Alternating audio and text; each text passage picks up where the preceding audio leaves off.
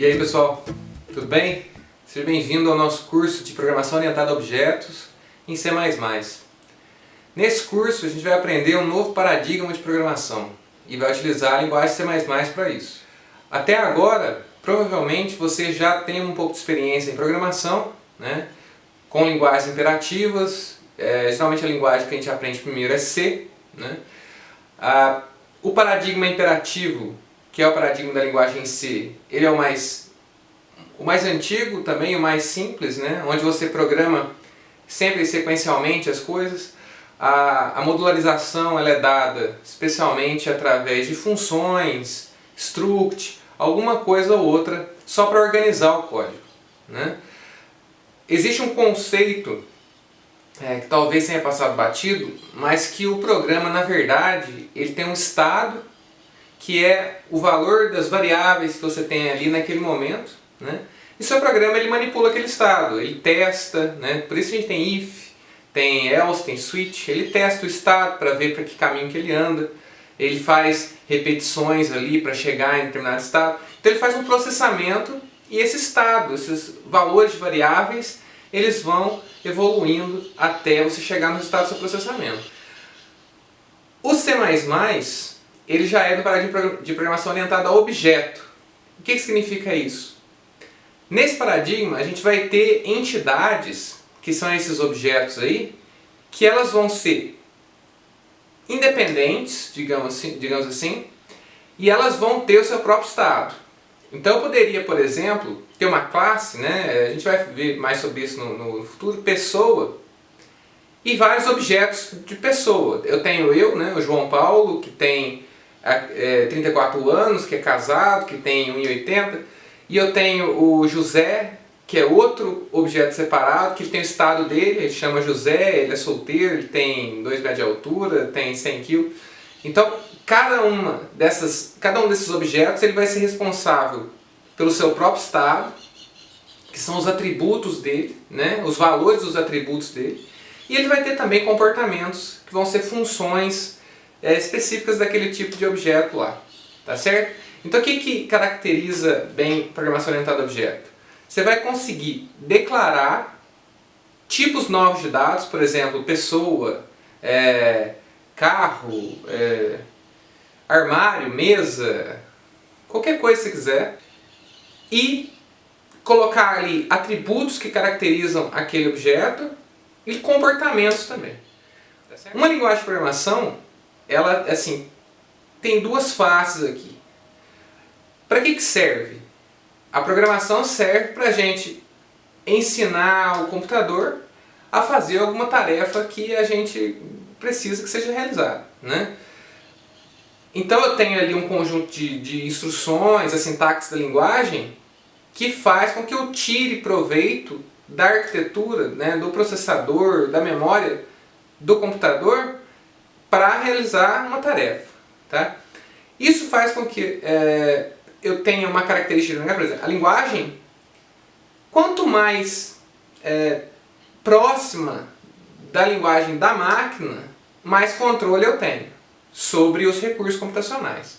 Então se você pegar a linguagem como C, você tem muito controle sobre o hardware, né? Você consegue aproveitar bastante o hardware da sua máquina.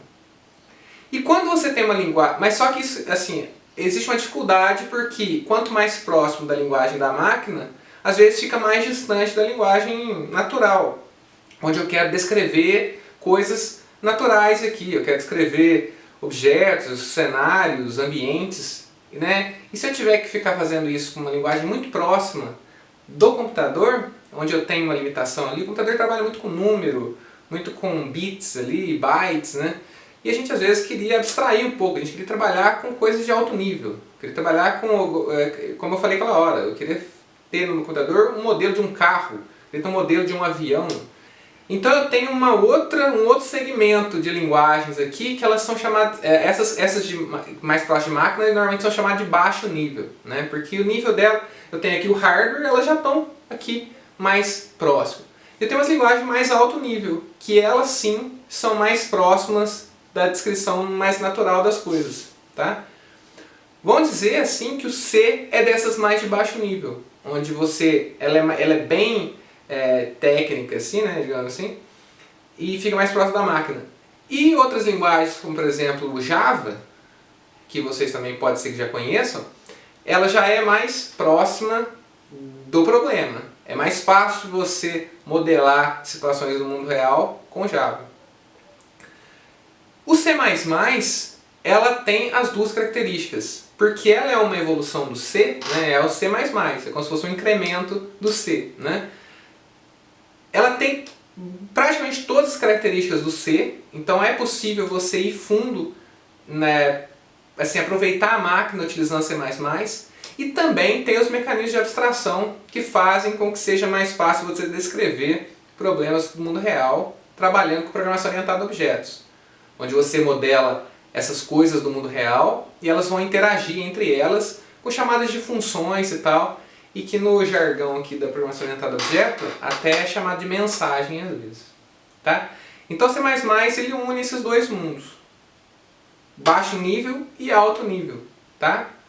Tanto próximo da máquina quanto com mecanismos de abstração mais legais aqui, como classe, herança, polimorfismo, que a gente vai aprender no decorrer desse curso aqui.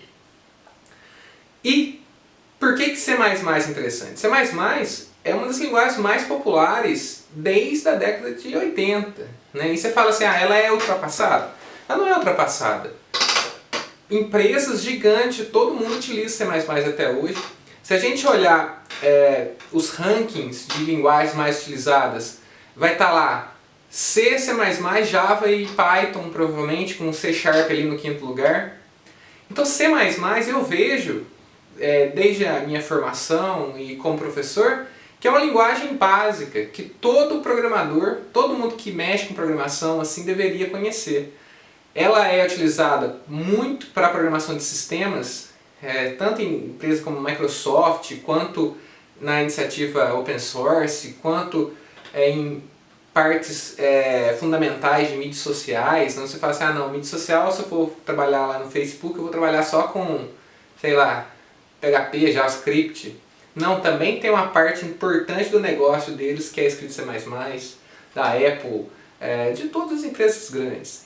É uma linguagem de mercado, né, em que o profissional que conhece essa linguagem, ele é valorizado porque ela é uma linguagem, como eu disse, que ela é muito versátil, consegue fazer coisas, desde coisas muito simples até coisas bastante complexas. Então, é muito importante para a sua formação, beleza? Eu vou começar esse curso aqui dando uma noção básica da linguagem, tá? Vocês já conhecem C, então eu vou mostrar o C++ partindo do C. Mas é muito importante que você saiba que essas linguagens elas são diferentes, tá? Elas são assim, muito parecidas na sintaxe, mas para você programar em C++ é interessante que você utilize o estilo de programação de C++. Ela é orientada a objeto. Ela tem uma biblioteca padrão que chama STL, que é para a gente usar, porque tem muita coisa boa. Tá? Ela tem métodos de entrada e de saída bons também, que a gente vai utilizar em troca do printf, scanf lá que tinha no C. Tem string, um objeto do tipo string. Você consegue ter processamento de strings de uma maneira muito mais fácil aqui em C++, que era em C, com aqueles negócios de strcop, strcat, não sei o que, tá? E várias outras coisas, e o estilo de programação vocês vão perceber naturalmente à medida que a gente for vendo, tá? Essa primeira aula é o que? Ela é um tour aqui pela linguagem C++. A primeira coisa, então, é que a linguagem C++ ela é compilada. O que significa isso? Que você vai escrever o seu código-fonte, ela vai ter que passar por um processo de compilação para ser transformado num arquivo executável do seu computador. Né? Isso aí tem algumas consequências. Né? O seu arquivo executável ele não vai ser portável, quer dizer, você não pode fazer ele em uma máquina de uma arquitetura e levar para outra. Por exemplo, você compila ele aqui e quer rodar ele num MacBook depois, ou num computador que você está rodando Linux, ou no seu celular, sei lá. Né? O código ele vai ser portável. Um código em C++ ele vai funcionar, ele vai poder ser compilado com sucesso em várias arquiteturas. Agora o arquivo executável não. O ambiente de desenvolvimento que a gente vai utilizar durante o decorrer do curso é o mais simples possível. Eu vou usar o editor de texto de código, o Atom, que ele é gratuito e ele dá suporte ao C++ para destaque de sintaxe. E não vou usar muito mais que isso, né? Não vou usar feature de autocomplete, nada disso. Aqui a gente vai escrever o código mesmo do jeito que aprender, de maneira bem simples para guardar bem os conceitos, né? Então é o Atom. No decorrer aqui do curso eu vou dando algumas dicas de como utilizar melhor. E vou instalar um compilador de C++ na minha máquina, que é o G++. Né? Se eu der um G++ aqui, ele já está instalado. Aqui ele deu um errinho porque não coloquei nenhum arquivo para ele compilar. Né? A maneira que eu acho mais fácil, caso você utilize o Windows, é baixando um instalador do tipo do MinGW. Vou escrever aqui, ó, MinGW, que significa Minimalist GNU for Windows. Que é um instalador minimalista, quer dizer, ele instala só o necessário. Você vai baixar ele no site do MinGW, vai fazer o download da versão melhor, que ele é mais estável, mais nova, vai instalar, depois vai selecionar quais linguagens que você quer, quais compiladores, falar assim, quero o G++, que é para C++, ele vai instalar e pronto. Né? Depois você só coloca a variável de sistema com o caminho para ir lá. Se vocês tiverem dúvida, depois eu deixo um PDF aí com instruções de como instalar passo a passo o MinGW. Tá legal? Mas basicamente é isso, a gente vai usar o curso todo. Vou usar a interface de linha de comando aqui. A gente não vai aprender nada muito visual com o C++, né? Vamos aprender o básico dele, de orientação a objeto mesmo, e trabalhar com a linha de comando. Vou começar por um exemplo de código bem simples para mostrar a vocês como é que a gente vai começar bem semelhante ao C e depois a gente vai afastando um pouquinho. Vou chamar esse arquivo meu aqui, ó, de aula1.cpp. CPP é a extensão dos arquivos C++, né, que significa C++ aqui. Então, sempre que você gravar o seu arquivo, salvar o seu arquivo, você coloca a extensão CPP. Include, deixa eu aumentar um pouquinho a letra, ó. Include IOStream. IOStream vai ser a nossa biblioteca de entrada e saída, tá certo? É o que em C a gente usava a stdio, né? Printf, scanf, essas coisas aqui a gente vai usar uma coisa um pouquinho diferente, mas que facilita muito em muitos casos. A main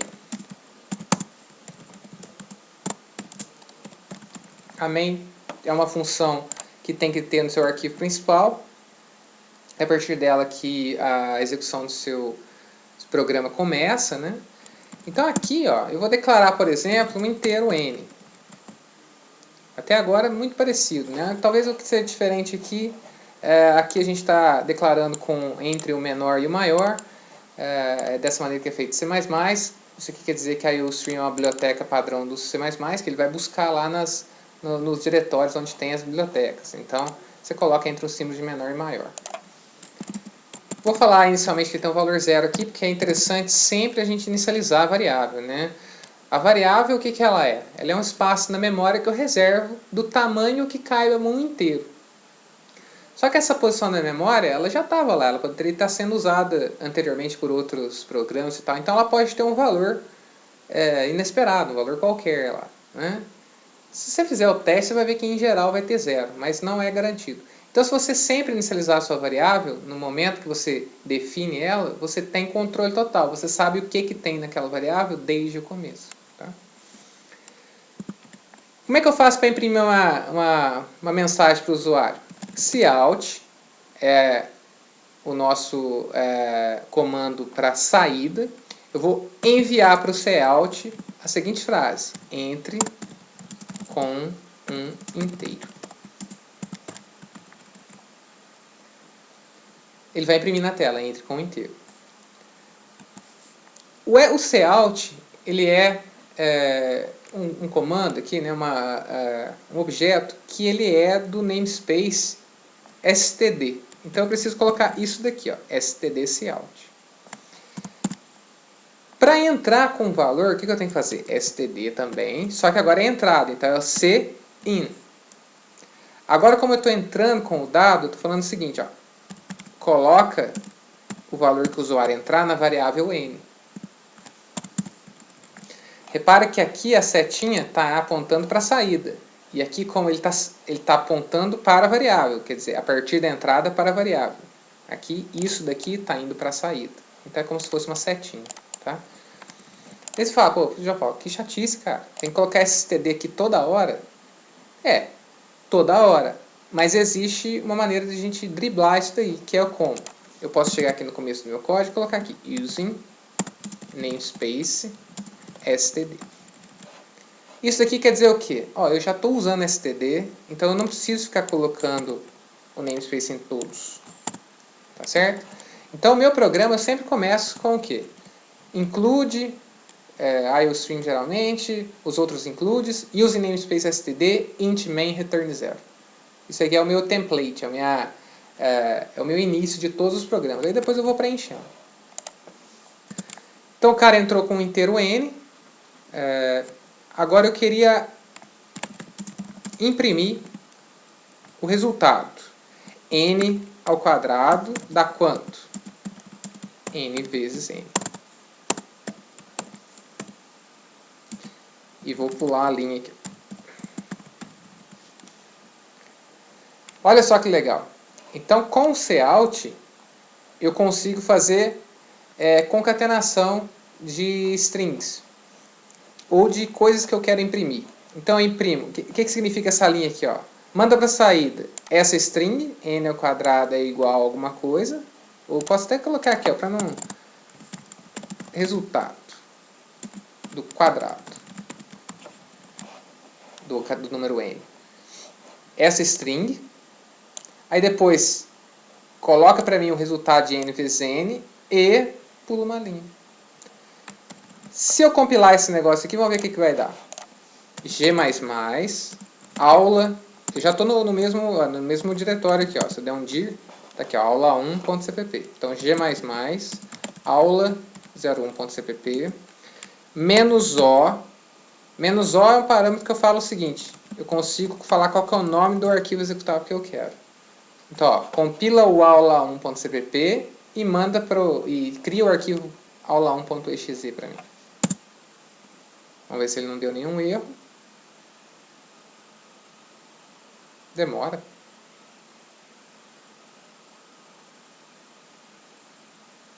Programa tão complexo. Aí, compilou corretamente. Aula 01. Estou executando já. Entro com o inteiro. Sei lá, 10. Resultado quadrado deu 100. Beleza. Esse foi o nosso Hello World sem colocar Hello World. Deixa eu aumentar o tamanho dessa letra aqui, porque talvez atrapalhe vocês, né? Onde que é mesmo? Para propriedades. Fonte. Aí, já ajuda, né? Aí, se eu quisesse fazer uma função.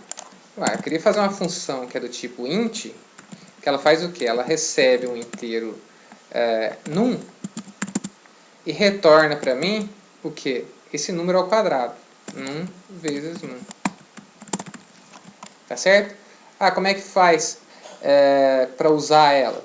Do mesmo jeito que a gente estava acostumado a fazer em C. Eu passo o n aqui como parâmetro para ela, ela calcula o quadrado, retorna isso daqui se eu compilar.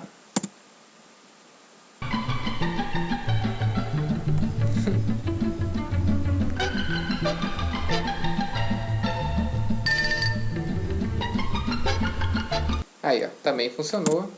Se eu entrar com o inteiro aqui, 12, 144. Joia. Sempre que eu for fazer uma função em C++, ela tem que ser conhecida, né? Se eu estou usando square aqui, meu programa fala assim, onde que está square? Tem que estar em algum momento antes aqui.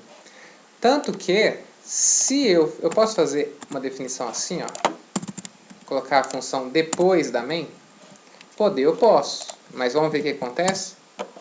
Olha lá, ó, ele deu um erro. Que é o quê? Ué, square não foi declarado ainda, você está usando. Então, se vocês lembram disso de C, a gente pode fazer um protótipo. Que significa o quê? Eu estou avisando o compilador que vai ter uma square aí. Né? Que em algum momento dentro do meu arquivo eu vou declarar e vou implementar a square. Então eu já aviso, ó, square int. O que é isso? Um protótipo. Protótipo. É o tipo da função e um aviso, uma promessa de que essa função aqui será implementado no futuro. Aí eu faço a minha main aqui e depois eu saio implementando.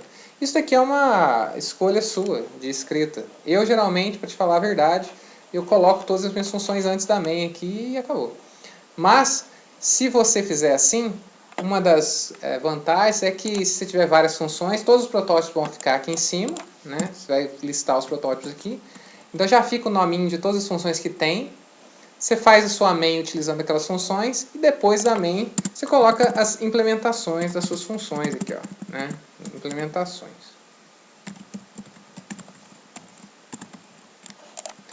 Uma coisa que vocês podem ter reparado é que o comentário é no estilo C, com 2 barras. Se eu quiser fazer um comentário de mais de uma linha, é barra, asterisco, asterisco, barra. Tá vendo que fica cinza claro aí? Quer dizer que esse código aí, o compilador literalmente ignora, né? Não faz parte. Vamos ver se agora com o protótipo ele funciona.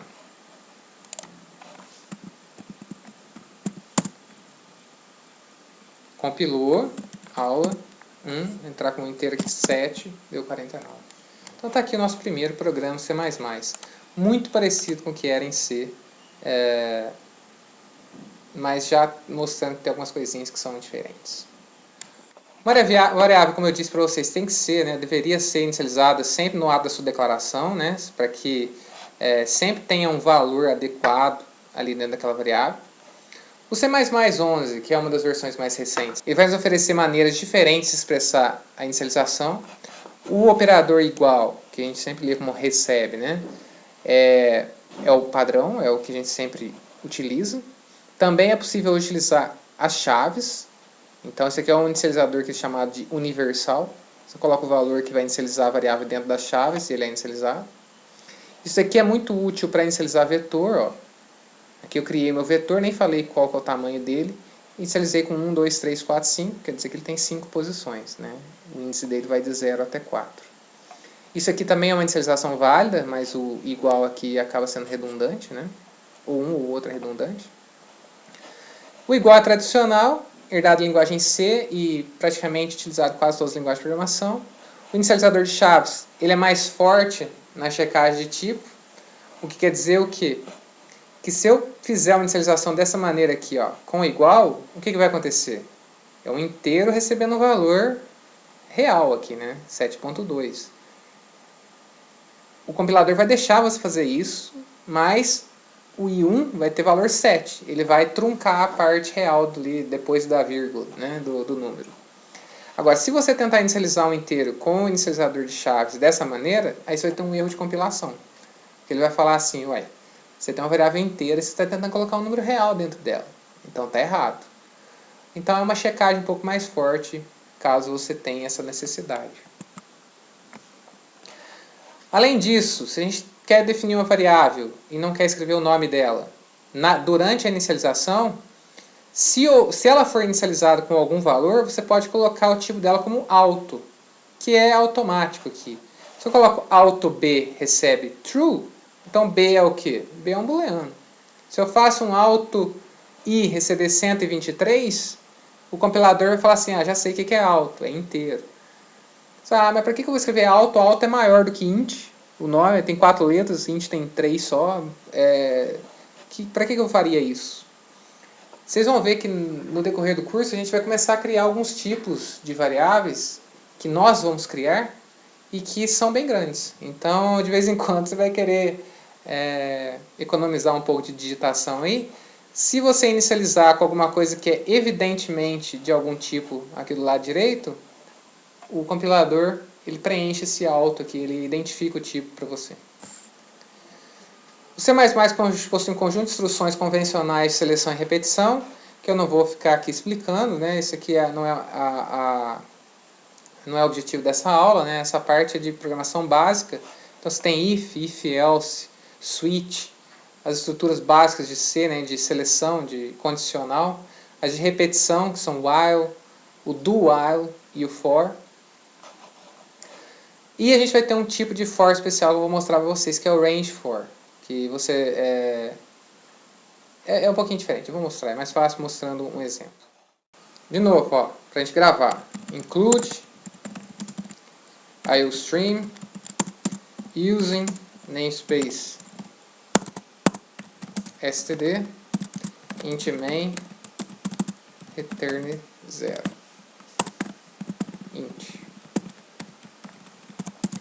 Vou declarar um vetor de inteiros aqui, chamei ele de vetor, inicializei ele com 1, 2, 3, 4, 5, 6, 7, 8, 9.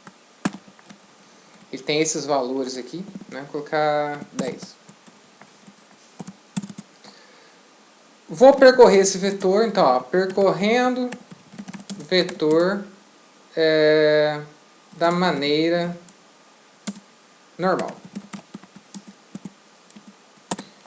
Posso pular a linha aqui. For.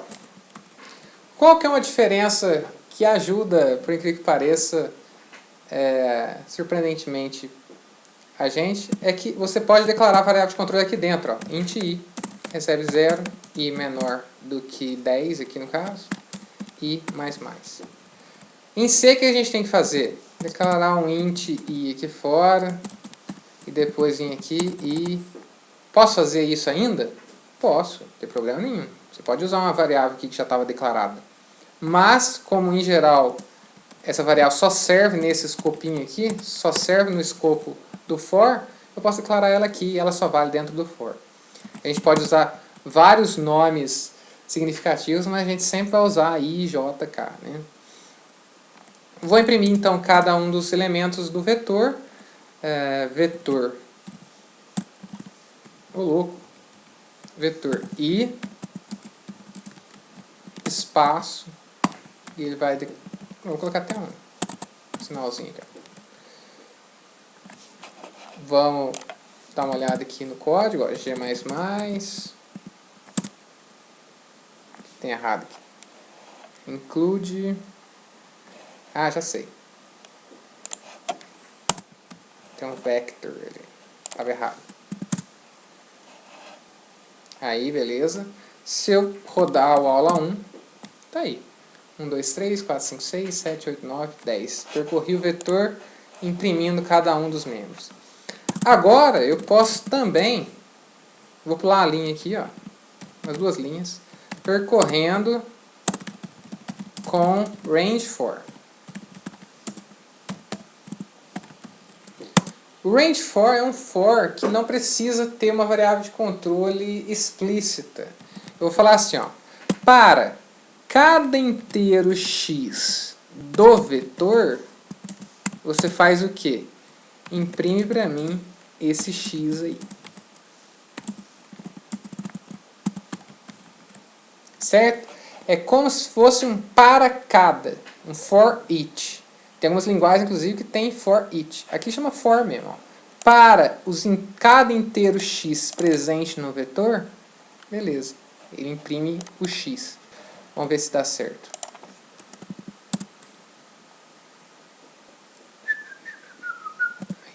Aí, ó. Vou executar. Mesma coisa. Fez exatamente o mesmo trabalho. Beleza? Então você tem essas duas escolhas. Ou você vai fazer com a variável de controle, e aqui você tem, assim, um pouco mais de flexibilidade. E aqui você vai pegar cada um dos elementos separados e processar ele. Ele tem um nome x que vai mudando de elemento para elemento. Uma outra coisa muito interessante que eu queria mostrar para vocês é o seguinte. Eu vou apagar aqui tudo que tem nessa main. E eu mencionei em algum momento desse vídeo, que em C++, tratamento de string é bem mais fácil, né? Sequência de caracteres. Existe uma biblioteca aqui, ó,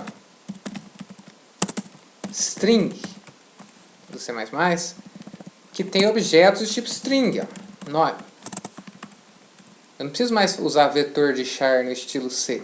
Eu tenho objetos aqui, variáveis do tipo string. Eu posso falar aqui inicialmente que não tem nada dentro dela. Aí o cara vem aqui, ó, cout, entre com seu nome. O cara entra, nome. Aí tem também aqui string sobrenome. Também inicialmente tem nada dentro. Agora entre com o seu sobrenome. O cara vai lá, sobrenome. Aí você cria até uma variável que tem o nome do cara completo. Como é que eu faço? Nome, isso aqui é muito legal, véio. Mais um espacinho, mais o sobre. Nisso daqui, o que eu estou fazendo? Concatenação de string, ó. Estou pegando o conteúdo lá, o valor que tem no nome, colocando um espaço entre ele e o sobrenome, concatenando com o sobrenome. E além de tudo, eu faço isso e atribuo diretamente para o nome completo.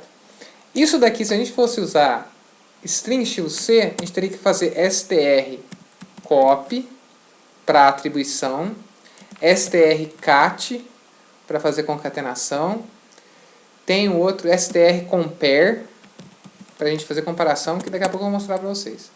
Então eu quero imprimir aqui, ó, do cara, nome completo. O nome completo do cara é isso aí.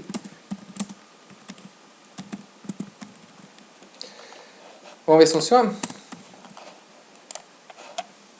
Deixa eu limpar o console. Aula 01. Entra com o seu nome, João. Sobrenome, Leite. Nome completo, João Leite. Aí eu tenho um pequeno problema aqui, ó. Quer ver que dá pau? Nome, João Paulo. Opa! Tá vendo? O que vocês acham que aconteceu aí? O CIN, para string, ele só pega até ter um enter, né? Ou você vai pressionar o enter, ou até ter um espaço.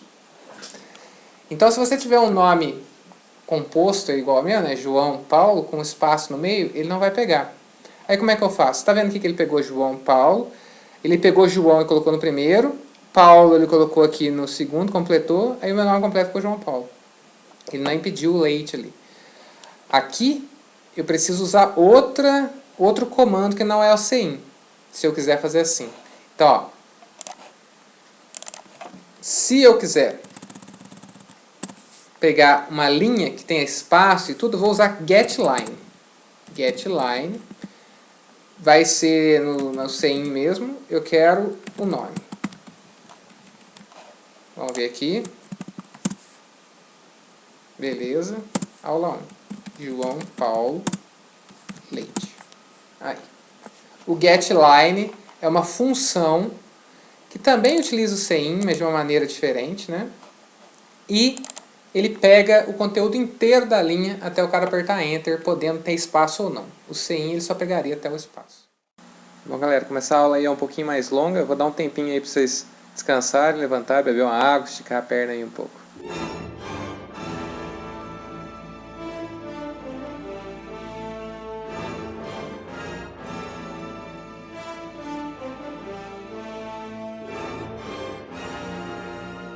Bom, agora que você já descansou, já está sentindo bastante épico aí, sossegado, vamos para a parte da aula mais emocionante aqui, um pouco mais complexa, né? Que é quando a gente vai falar um pouco sobre ponteiros.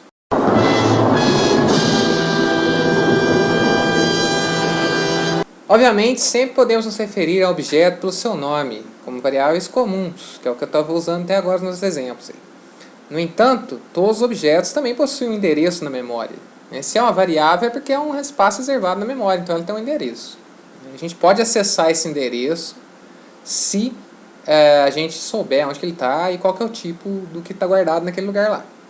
As funcionalidades da linguagem utilizadas para manter e utilizar endereços são os ponteiros e as referências, né?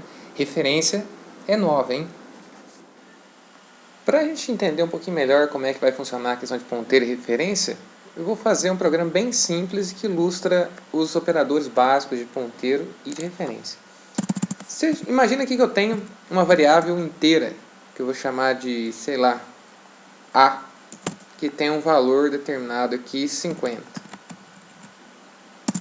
Como é que eu faço? Isso aqui é uma variável comum.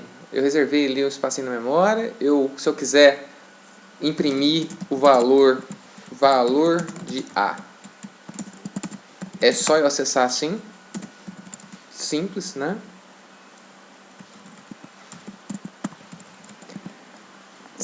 Existe um operador que é importante para nós aqui, que é o operador de endereço.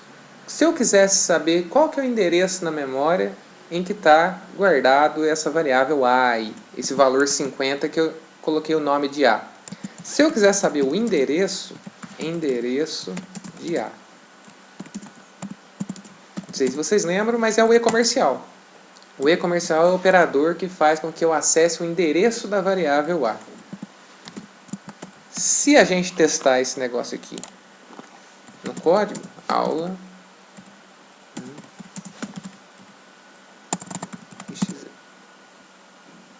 vou testar, aula 1,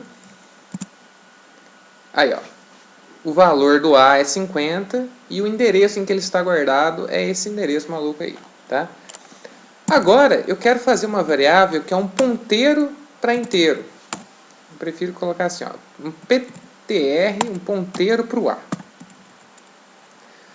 Como a gente já acabou de falar aí um pouquinho atrás na aula, é interessante sempre inicializar a variável. Só que aqui, se eu quiser inicializar um ponteiro com um valor que seria o equivalente ao inicializar um inteiro com 0, por exemplo, ou uma string com uma string vazia, o que seria? Um ponteiro que não aponta para lugar nenhum, aponta para null, certo? Em C, o que a gente fazia era apontar ele para 0, ou apontar ele para null. Só que 0 e null também pode ser utilizados como inteiro. Então é legal que tivesse uma entidade ponteiro null que serve só para isso. Em C++ a gente tem o null PTR. Então se eu tiver um ponteiro em qualquer momento lá, às vezes a gente está fazendo uma lista encadeada, o último elemento tem que apontar para null, ele vai apontar agora, a partir de agora, para null PTR. Para que serve isso? Se eu quiser uma hora verificar alguma coisa, se ele tem valor, você vai fazer assim, se PTRA for igual a null PTR, então fazer verificações para ver se ele está apontando para algum lugar. E depois aqui eu vou apontar ele realmente. O PTRA vai receber o quê? O que é o conteúdo de um ponteiro? O valor de ponteiro. Né? O que tem guardadinho no ponteiro? É o endereço para algum outro lugar, onde tem um inteiro. Né? No caso aqui, porque o tipo dele é inteiro. Ó. Aí como é que eu faço? Eu vou passar para ele o endereço do A. Ele vai guardar o endereço do A para mim. Aqui, se eu imprimir o valor do PTR-A, assim, básico, ó, PTR-A, vocês vão ver que ele vai imprimir o endereço do A lá, aquele 0x, não sei o que lá que apareceu. Se eu quiser, a partir do ponteiro PTR-A, acessar o valor lá, para onde ele está apontando, né, o valor que está guardado no A, aí eu tenho que usar um operador que é chamado de operador de indireção. Valor apontado por PTR-A. O operador de indireção é o quê? É um asterisco também. PTR-A.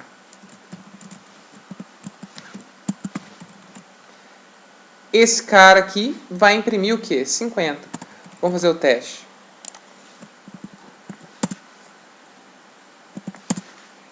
Aí, ó. O valor de A é acessado direto, sem operador nenhum, e o endereço do A eu precisaria do e-comercial.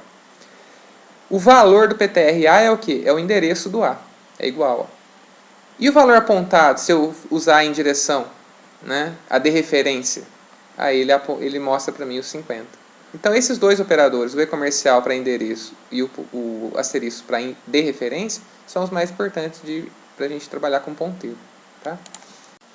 Só que assim, trabalhar com esse negócio de referência é interessante, é importante que a gente saiba, mas às vezes pode se tornar um pouco chato. E eu vou mostrar para vocês um exemplo de como que ele vai ficar chato. E para isso veio a referência, que é tipo um ponteiro mesmo, mas só que vai ter notação simplificada. A referência é o seguinte, ó, eu tenho uma referência para o A. Inicializo ele com o quê? Com A. A referência, ela tem sempre que estar apontando para algum lugar. Não, se você criar uma referência sem apontar, dá problema, dá erro de compilação. Posso até testar isso aqui para você, ó.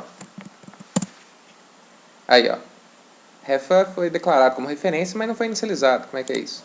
Aí, se eu inicializar, beleza. Ela vai funcionar como o quê? Como um ponteiro, só que Olha só. Se eu quiser... Opa, errei. Se eu quiser imprimir o valor do apontado pelo ref A. Quando a gente tinha ponteiro, a gente precisava colocar um asterisco antes. Fazer assim, ó, ref A, por exemplo, se fosse ponteiro. Aqui não. Isso aqui vai facilitar pra gente. Eu vou falar simplesmente ref A. O compilador já sabe que aquilo lá é uma referência, mas que ele vai simplificar a notação pra gente. Assim,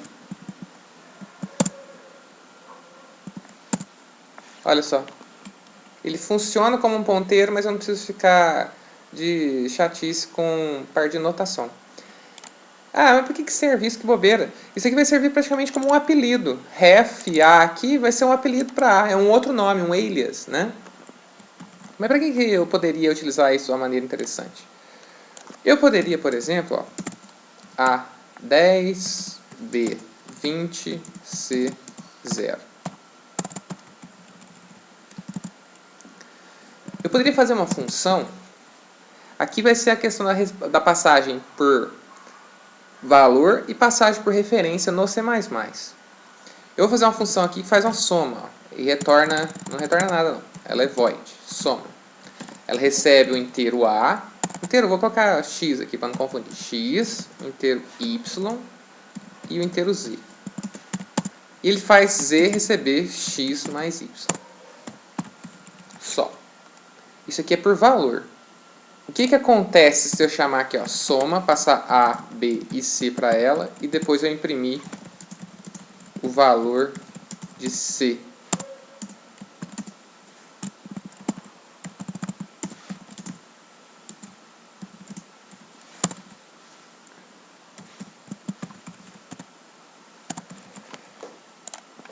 Vamos ver aqui. Limpar o console. Opa, peraí. Aqui. O valor de C continua sendo 0. Como assim? Isso aqui é passagem por valor, gente. Quando você faz essa passagem de maneira mais simples, que é por valor, ele não passa o A, o endereço da memória do A, do B e do C. Ele simplesmente copia o valor. X aqui recebe o valor 10, Y o valor 20 e Z o valor 0. Aí é Z que recebe 10 mais 20 e 30. Mas isso não quer dizer que Z e C apontam para o mesmo lugarzinho na memória. Z era uma cópia do C. Aí o Z recebeu o valor 30, né? Mas o C não, o C está lá. O Z era uma cópia dele. Se a gente quisesse fazer em C, né, na linguagem mais básica, uma soma que fosse realmente, mantivesse a modificação no código principal, a gente teria que fazer com ponteiro. Aí, ó. Passo todo mundo como ponteiro. Aqui dentro, eu dereferencio esses caras aqui e faço o Z receber x mais y. O valor de Z receber o valor de x mais o valor de y. Aí sim, ó. Quer ver? Vou fazer aqui, ó, soma 2. A, B e C. Agora não é mais uma passagem por valor, eu não estou fazendo mais cópia. Eu vou passar o endereço do A, o endereço do B e o endereço do C. Fazendo isso, eu não estou fazendo cópia, eu estou passando a própria variável. Se eu tiver uma atualização aqui dentro, resolve o meu problema. Aí, ó, valor de C. Agora eu vou... Valor de C por referência e aqui por valor. Vou testar. E, ó, viu só? Agora sim, ele atualizou o próprio C. Isso é muito importante. Ó. Vai ter momentos onde que você vai querer que a função resolva aquilo lá bem osciladamente e realmente não modifique os valores das suas variáveis da main. E vai ter horas que você quer que modifique, né? Só que isso aqui ficou uma notação muito, muito chata, cara, muito esquisita. Ó. Você tem que ficar dereferenciando e tal. Então o que em C++ a gente pode fazer? Uma função, vou chamar de trace aqui, ó, onde você passa por referência x, y e z. Aí, aqui dentro eu não preciso de referenciar, não preciso fazer nada. Ó. Z, x mais y. Ó, ela fica igualzinha a outra aqui, só eu não dei o espaço. Só que, ao sinalizar que você está passando a referência, ele quer dizer que você está passando a própria variável e que você quer que ela seja modificada lá dentro e seja mantido isso. E como é que na chamada aqui? Vou fazer a soma 3 agora, a soma 3. Eu preciso passar endereço de A, de B e de C? Não, eu passo A, B e C. Então, essa questão da referência, deixa eu copiar aqui, da referência em C++ veio para simplificar a notação e simplesmente ao colocar o e-comercial aqui você está sinalizando que é a própria variável que está indo e não uma cópia dela. Vou até colocar aqui, ó, por referência ponteiro e por referência mesmo. Só que... Ah, tudo bem, é isso mesmo.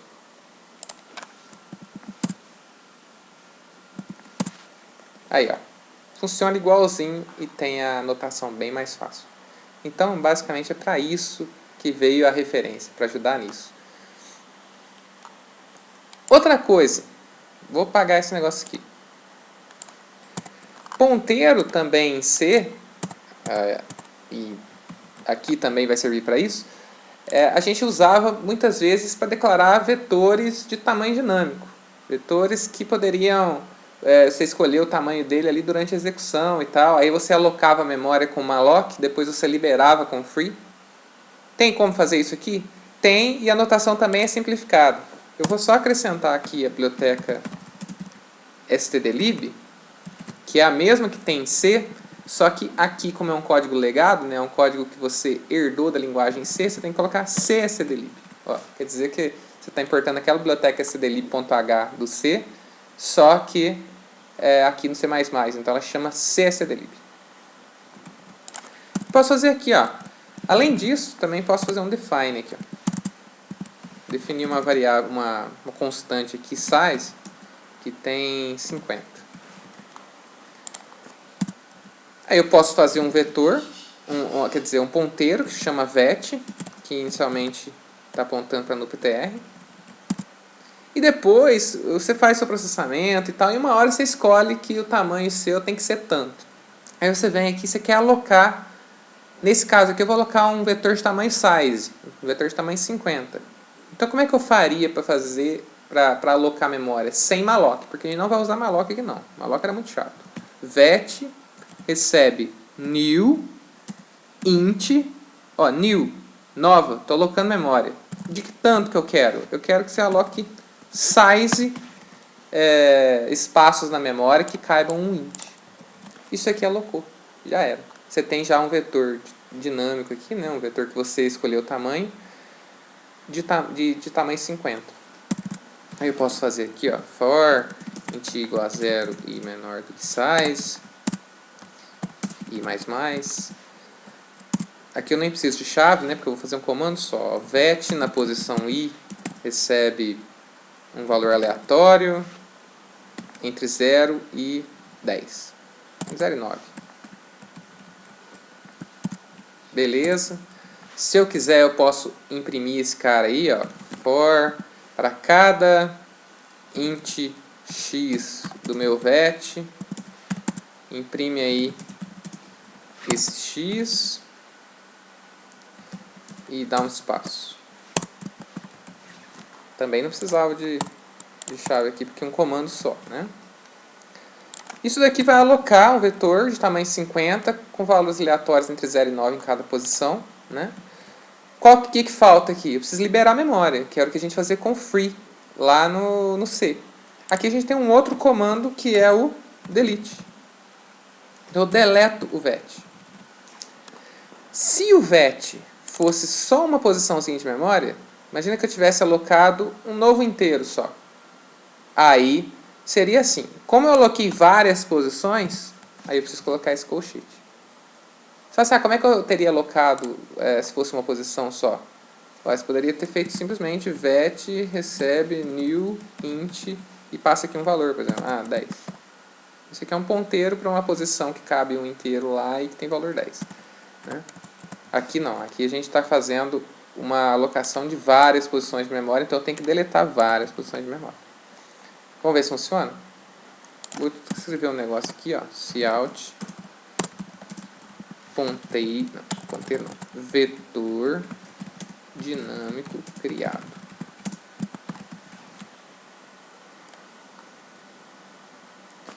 Além do /n, né, que eu poderia colocar aqui, também tem um comando em C++ que é o endLine.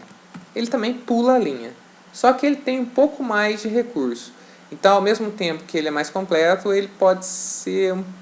ele demoraria um pouquinho mais, né? Assim, na maioria das nossas aplicações aqui nesse curso não vai fazer diferença nenhuma, mas talvez faria diferença em um com outro contexto. Então você pode aqui no nosso curso usar endLine dessa maneira ou /n para pular a linha. Link console. Opa, o que errei aqui? Deixa eu ver.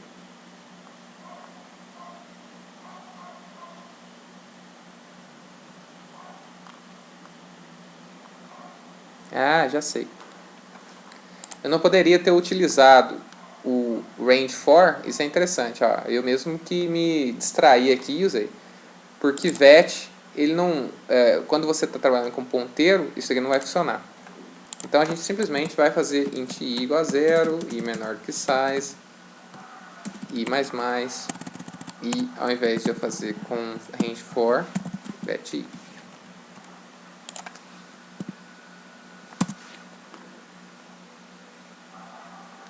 Então, ponto aqui. Aí, beleza. Vamos testar. Tá aí, ó. Criou o vetor dinâmico de 50 posições com valores aleatórios entre 0 e 9. Beleza? A passagem de parâmetros para função por referência, além de ter um objetivo claro ali que eu falei de modificar a própria variável dentro da função, ela ainda tem uma qualidade que é você evita um overhead, um desperdício de tempo fazendo cópias de valores. Né? Quando você passa por referência, não é preciso passar a cópia, você simplesmente passa o endereço e está lá as coisas. Né? Quando é um número inteiro, quando é um tipo nativo assim, ainda é uma cópia simples de fazer, mas a gente vai, durante o curso aqui, fazer tipos bem mais complexos, que a cópia demoraria. Né? Então, a passagem por referência acaba sendo a maneira padrão que a gente vai utilizar para passar objetos para funções. Aí você fala assim, mas é meio perigoso, porque pode ser que eu não queira modificar aquele negócio lá dentro. Eu estou passando por referência, eu tenho que tomar cuidado danado. Então, quando você quiser passar por referência, mas não quiser que modifique aquele valor lá dentro, você pode colocar const, a palavra reservada const, antes aqui, como uma palavra reservada antes do tipo da referência que você está passando.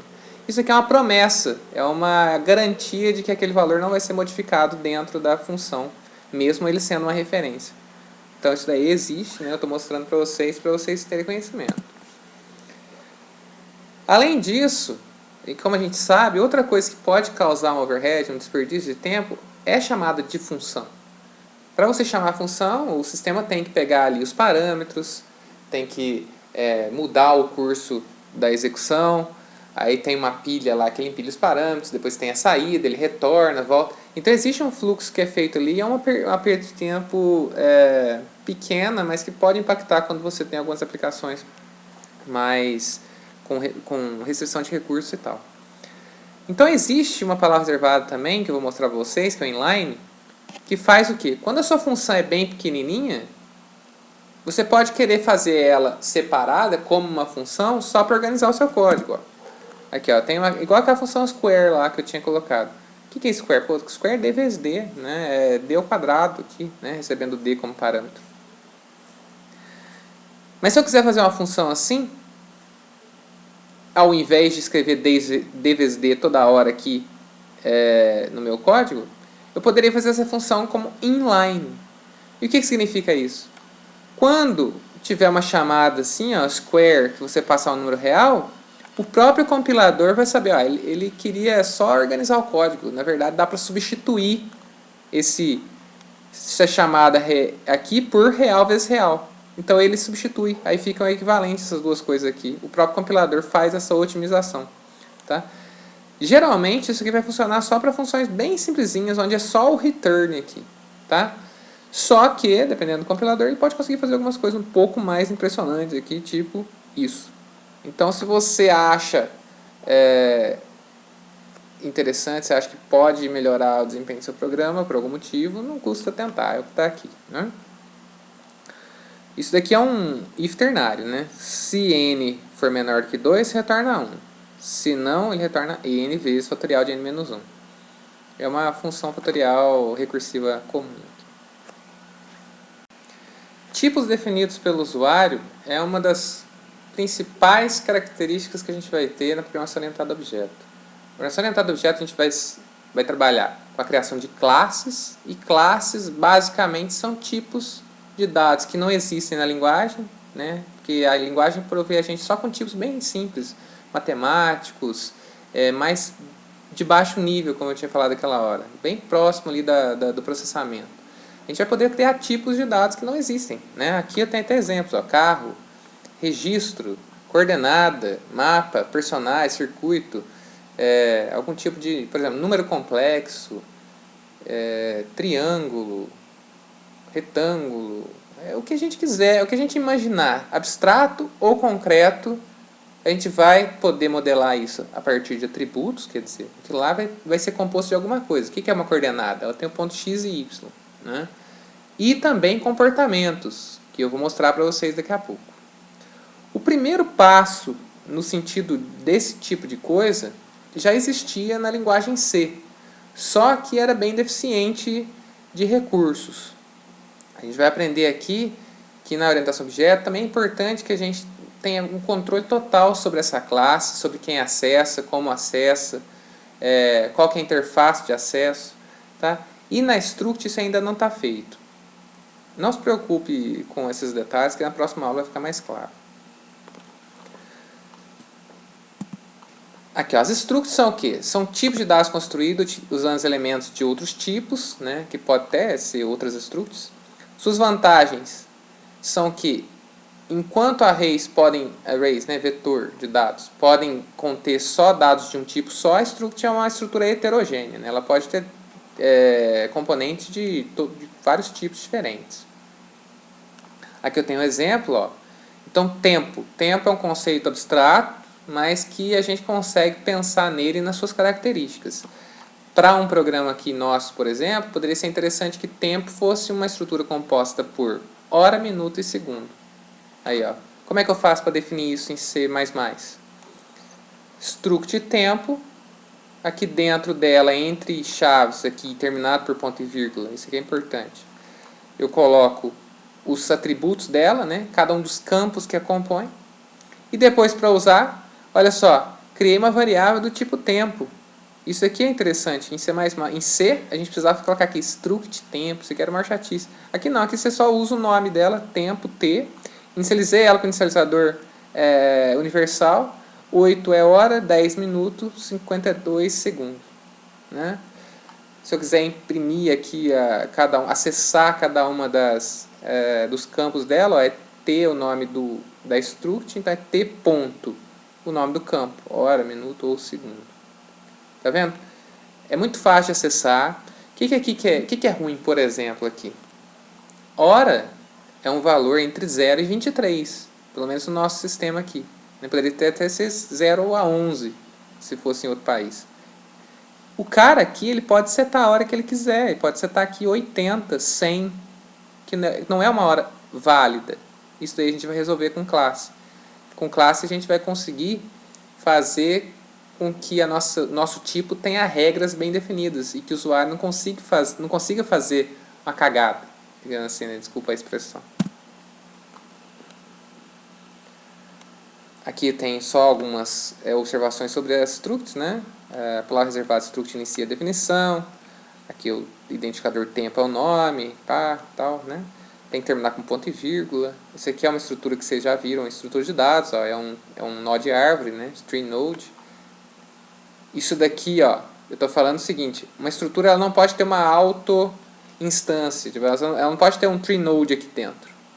Ela pode ter uma referência, né? Um ponteiro para um tree node, mas ela não pode ter um objeto complexo, assim, uma variável que não seja ponteiro dela mesma dentro dela. Aqui, ó. A estrutura não pode conter uma instância de si mesma, mas pode ter uma auto-referência, né? Um ponteiro para ela mesma, como a gente faz aqui com uma árvore, no caso aqui binária, né? Que tem esquerda e direita e um valor. Os meios de dados da estrutura podem ser acessados de duas maneiras. Se a sua variável que vem da struct for uma variável comum, você inicializa ela, você acessa ela com ponto, igual eu mostrei aquela hora. Se for um ponteiro para uma struct, aí você não usa o ponto, você usa a seta, que é um hífen e um sinalzinho de maior aqui. Essa aqui é um ponteiro que aponta para essa estrutura temp aqui, né? As estruturas podem ser passadas como parâmetros para funções normalmente e tal. Aqui tem, por exemplo, uma estrutura tempo que é só para imprimir o tempo, né, a hora, em formato hora, 2 pontos, minuto. Ela foi passada por uma referência constante aqui, ó, que eu não quero que ela seja modificada aqui dentro. E aqui dentro ela é acessada com ponto, ó, porque ela é referência, então não muda a notação, né? Existem alguns problemas relacionados à criação de dados com structs em estilo C. Repare como os dados estão desprotegidos, né? Tudo é público. A inicialização pode ser realizada do jeito que o cara quiser. Ele pode colocar lá que o minuto é 1000, a hora é menos 10, sei lá, né? Então não tem a regra clara, não tem uma interface clara que defina o comportamento do tempo, tá? Comparações e operações como impressão não podem ser realizadas como uma unidade. É necessário realizar a operação de cada um dos membros, né? Então não tem como chamar lá, mandar imprimir direto a struct inteira. Eu tenho que imprimir hora, depois minuto, depois segundo.